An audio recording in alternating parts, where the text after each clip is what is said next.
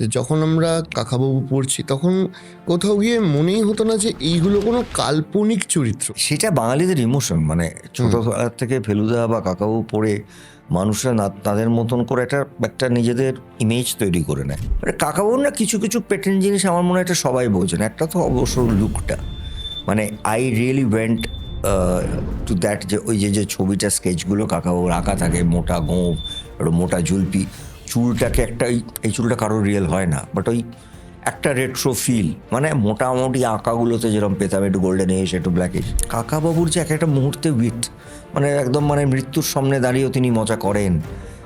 কাকাবাবু তো আসলে একটা সুপার কাকাবাবু। কিন্তু আমার কথা মনে হয় যে কাকাবাবু, হ্যাঁ অফকোর্স এর আগে অনেকবার একবার দুবার হয়েছে, তপন জেঠিও করেছেন, কিন্তু যেটা সৃজিত শুরু করলো মানে আমাদের মিশর রহস্য দিয়ে, সেটা আর একটা নতুন প্রজন্মকে আমরা নিয়ে এটা কেটার করলাম। আমার মনে হয় কাকাবাবুর জন্য অপেক্ষা করে এটা আমি সারা বছর ধরে পাই, মানে সেটা বিদেশে যারা থাকেন তারাও মানে অন্য কোনো প্রশ্ন করেন আপনি কাকাবাবু নিয়ে আবার কবে আসছেন।